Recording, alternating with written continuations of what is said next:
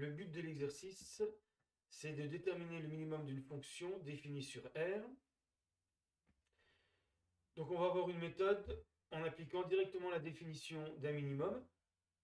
Donc si on veut prouver que M est le minimum de f sur R,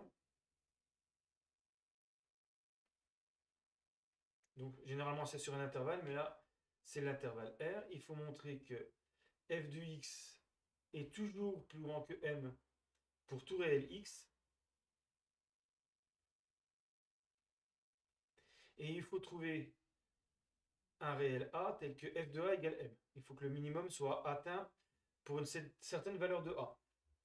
Alors on peut faire déjà un tableau de valeurs, on peut tracer la courbe pour s'apercevoir où se trouve le minimum. Alors on va faire un tableau de valeurs assez simple. Donc en fait on va s'apercevoir que c'est pour 2, mais ça on ne le voit pas au départ. Donc je fais quelques valeurs autour de 2. Voilà, f de x. Donc pour le moment on n'a fait aucun calcul sur f de x, on regarde simplement ce que pourrait être cette valeur. Donc f de 0 ça vaut 1, si je remplace ici x par 0. Si je remplace par moins 1, ça fait 1 plus 4, 5 plus 1, 6. Pour 1, 1 moins 4 moins 3 plus 1 moins 2. Pour 2, ça fait moins 3. Pour 3, ça va faire moins 2. Pour 4, ça va faire 1. Et pour 5, ça va faire 6 par exemple. Donc là, on a déjà une première idée. On a l'impression que le minimum de la fonction, donc de la ligne f de x, c'est moins 3 atteint en 2. Mais rien ne prouve que ce n'est pas pour 2,5, pour x égale 2,5, qu'on va trouver une valeur encore plus faible que moins 3. Donc ça, c'est une première façon de faire pour essayer d'à peu près de trouver où se situe le minimum. Alors, pour pouvoir le justifier, on va faire ce qui est indiqué ici. On va exprimer f de x sous la forme x moins 2 au carré moins 3. Donc on va développer x moins 2 au carré moins 3 égale x carré moins 4x plus 4 moins 3. Et ça fait bien x carré moins 4x plus 1, c'est-à-dire f de x. Donc on a bien montré que f de x égale x moins 2 au carré moins 3. Et là on comprend mieux pourquoi moins 3 va être le minimum, parce que ce nombre-là va toujours être positif. Donc je vais ajouter un nombre positif à moins 3, ça sera toujours plus grand que moins 3. Et pour trouver moins 3, il faut que ce terme soit égal à 0. C'est-à-dire que x soit égal à 2. Donc déjà, pour justifier, je vais calculer f de x moins moins 3. Ça fait x moins 2 au carré. Voilà, puisqu'on a f de x égale x moins 2 au carré moins 3. Si je le passe de l'autre côté, moins 3, ça fait f de x moins moins 3 qui est égal à x moins 2 au carré.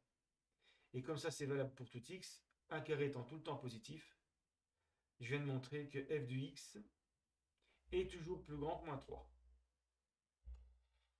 Mais ça ne suffit pas pour dire que c'est un minimum. Il faut que je trouve une valeur pour x qui va me donner exactement moins 3. Mais cette valeur, on l'a, il suffit d'annuler x moins 2 au carré égale 0, x moins 2 égale 0, x égale 2. On va vérifier.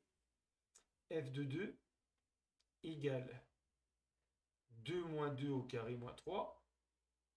Je remplace plutôt dans cette expression, mais j'aurais pu prendre celle-ci. Et je trouve moins 3. Et donc j'ai montré que non seulement f de x était toujours plus grand que moins 3, mais en plus j'ai trouvé une valeur qui a pour image moins 3. Donc on peut dire que moins 3 est le minimum de la fonction f atteint en 2. Alors, dans une vidéo précédente, on avait trouvé les variations de la fonction f de x. Si c'est le cas, on n'a pas besoin de faire tout ça. On utilise le tableau de variation de la fonction. Alors, je rappelle quand même la méthode qu'on vient d'employer. On veut montrer que moins 3 est le minimum de f. Donc, on compare f de x avec moins 3. Donc, quand on veut comparer, on calcule la différence.